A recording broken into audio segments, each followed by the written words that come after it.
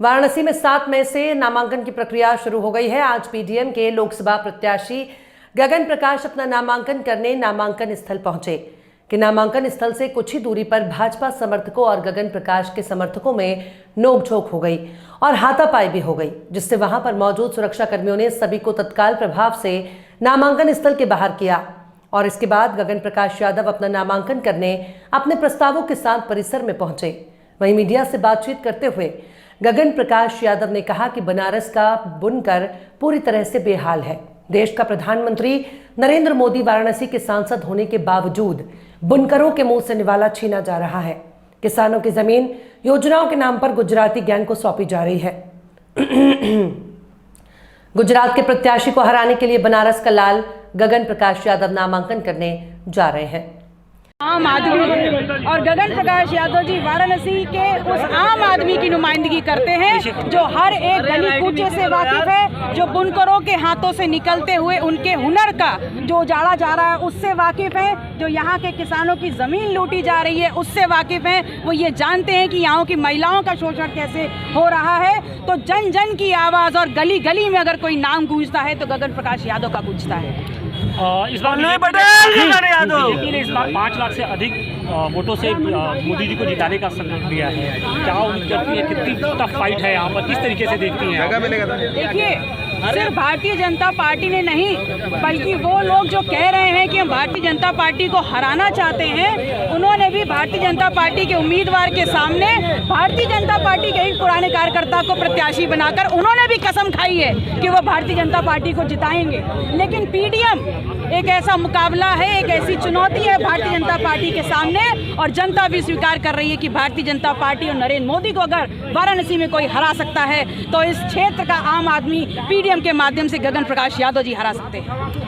कुछ लोग ये भी कह रहे हैं कि प्रधानमंत्री को इस बार रोज यहाँ से चुनाव लड़ाएंगे, तो क्या इस तरीके से पर्चे खारिज हो रहे हैं, क्या इसका भी आप लोगों को डर है कि कहीं पर्चे न खारिज हो जाए? देखिए, पर्चे उनके खारिज होते हैं जो खारिज करवाना चाहते हैं और भारतीय जनता पार्टी पूरी की पूरी में इतनी हिम्मत नहीं है कि पीडीएम के प्रत्याशी गगन प्रकाश यादव जी का पर्चा खारिज करा लें।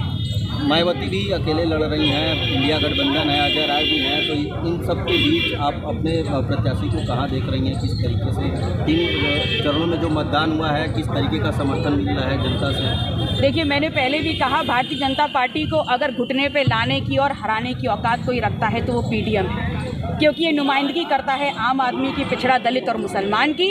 और हमें पूरी उम्मीद नहीं बल्कि विश्वास है कि बनारस की जनता पुरजोरी से लाइन लगा करके हमारे पक्ष में और अपने भविष्य के लिए वोट देने का काम करेगी और भारतीय जनता पार्टी की जो नुमाइंदगी कर रहे हैं उनको यहाँ से सरहद से बाहर भेजने का काम करेगी। लेकिन मुसलमानों के नाम पर लकीर खींचकर सियासत इस बार हो रही है, दोनों तरफ से, सत्ता पक्ष और विपक्ष दोनों की ओर से। देखिए, मुसलमानों के नाम पर सियासत अलग बात होती है और मुसलमानों के हक और अधिकारों की बात करना और सड़क से लेकर सदन तक उसके लिए लाठी डंडे भी झेलना और उनकी नुमाइंदगी करना, ये बात अलग होती है।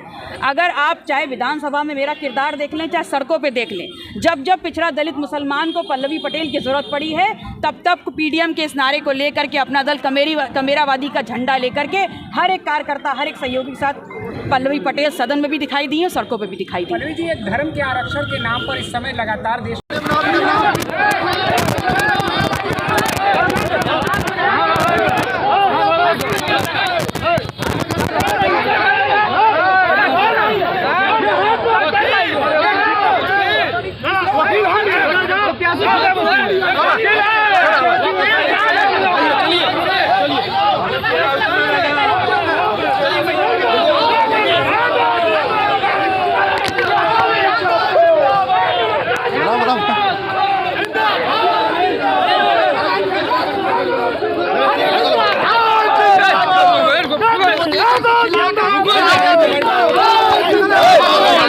थोड़ा सा और आगे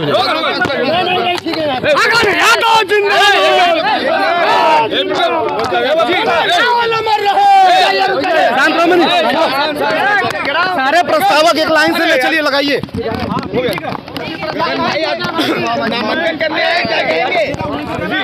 आज बनारस के बुनकर, बनारस के किसान के सवाल पर विगत 25 साल से जो आंदोलन में हम रहे हैं और बनारस का बुनकर बदहाल है, देश के प्रधानमंत्री श्री नरेंद्र मोदी जी के सांसद रहने के बावजूद यदि बुनकर भुखमरी का शिकार है, उसका निवाला छीना जा रहा है। देश के प्रधानमंत्री नरेंद्र मोदी के सांसद रहने के बावजूद किसानों की जमीन ट्रांसपोर्ट नगर, हाईटेक सिटी, काशी द्वार, वैदिक सिटी ऐसी योजनाओं के नाम पे गुजराती गैंग को उपलब्ध कराई जा रही है। तो इसके खिलाफ लोक बंधु राजनारायण जी, जिन्होंने तत्कालीन प्रधानमंत्री को हराया था, आज इस गाजीपुर और गुजरात के बाहरी प्रत्याशियों को हराने के लिए बनारस के काशी का लाल, बनारस का बेटा गगन प्रकाश यादव आज नामांकन करने जा रहा है। समय की एक सीमा है, हमें अंदर जाने दीजिए। आगे आपकी झड़प हो गई, क्यों, क्या कारण रहा? यह भारतीय जनता पार्टी के कुछ कार्यकर्ता आके, जिनको ये आंदोलन की ताकतें अच्छी नहीं लगती हैं, जो कह रहे हैं कि आप ऐसे न करिए, वैसे न करिए। लाइन ऑर्डर देखना कानून व्यवस्था, पुलिस और प्रशासन का काम है, सारे लोग कर रहे हैं। ये हमारे कार्यकर्ताओं से लड़ने पर उतारू हैं। इनके खिलाफ विधिक कार्रवाई करेंगे, इनके खिलाफ हम चुनाव आयोग को भी लिखेंगे। हमारे नामांकन जुलूस में घुस के हम लोगों के ऊपर हमला किया गया है और वो संयोजक है काशी क्षेत्र का, ऐसे पदाधिकारी के ऊपर लीगल कार्रवाई करेंगे।